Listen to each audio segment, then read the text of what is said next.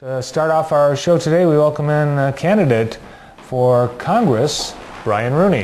Hey, Brian. Nice to be here.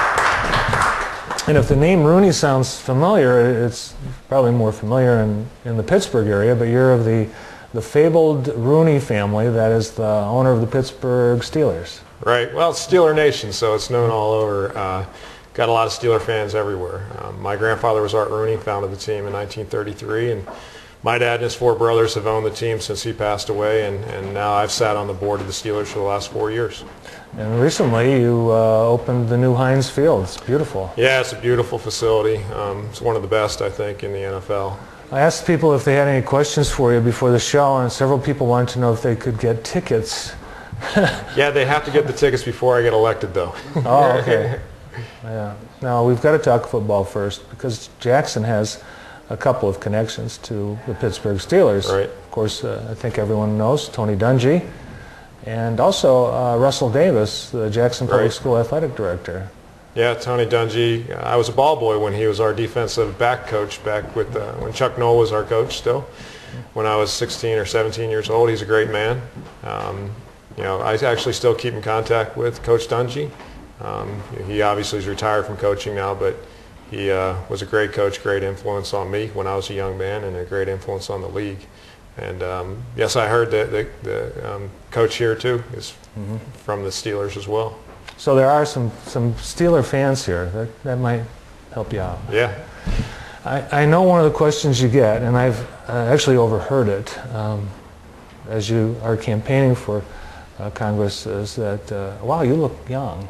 Are you old enough to run for Congress? I am. I'm 37 years old. My mom gave me good genes, I guess. But I'm 37. I have 3 children. I've been married to my high school sweetheart for the last 7 years.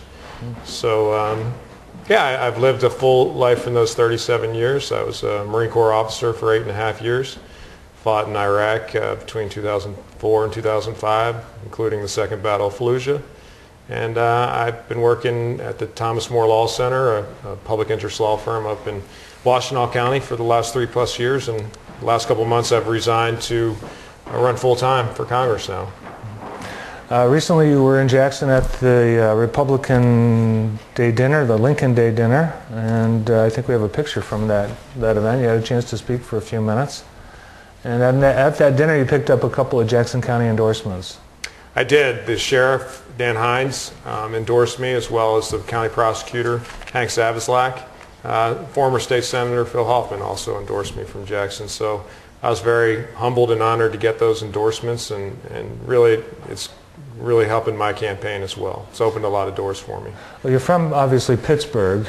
How did you end up in Dexter? Is that where you are now? I live in Dexter in Washtenaw County.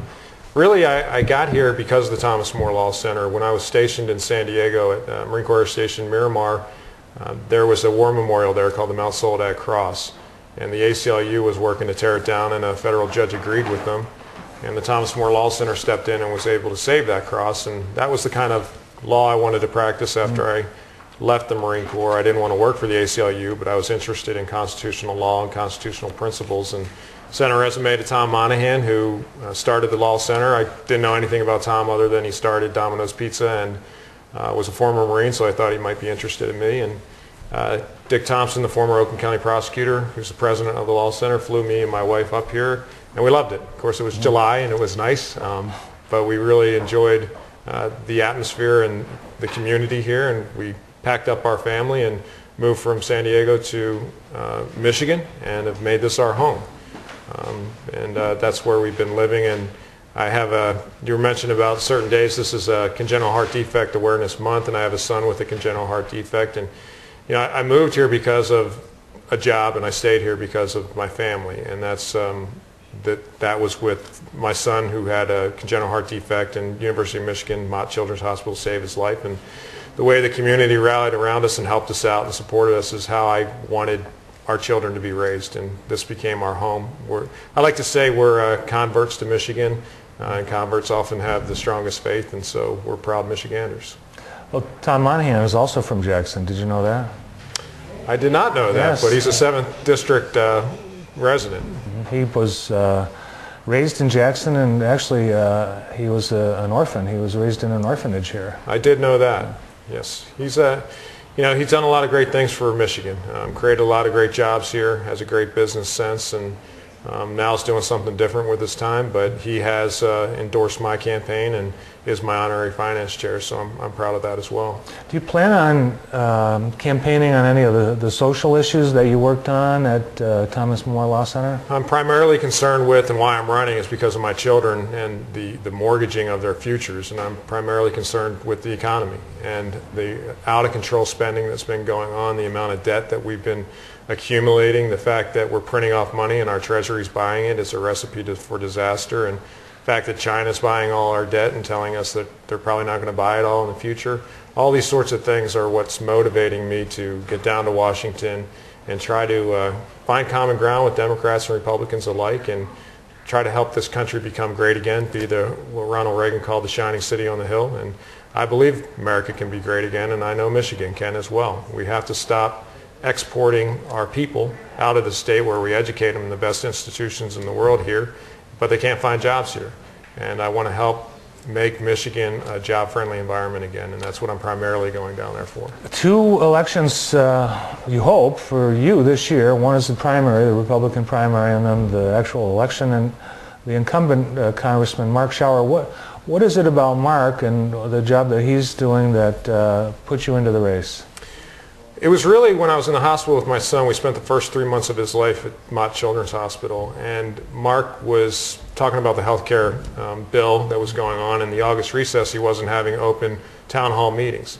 I really thought that that was contemptuous of a representative not to hear what the people that he represents wanted to tell him, even if he already made up his mind. And so that upset me greatly. And then when he came back and after he voted and he decided to have somewhat of open town hall meetings to tell people why he voted the way he did, I thought was an elitism that's going on now in D.C. that is inappropriate, and we need to have people that are more responsive to their constituents.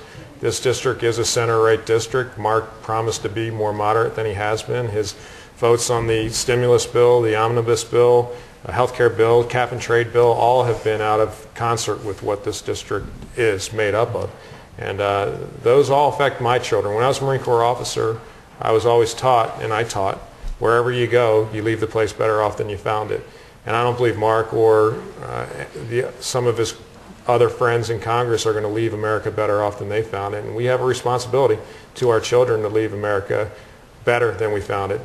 Give the next generation the same opportunities or better opportunities than we had.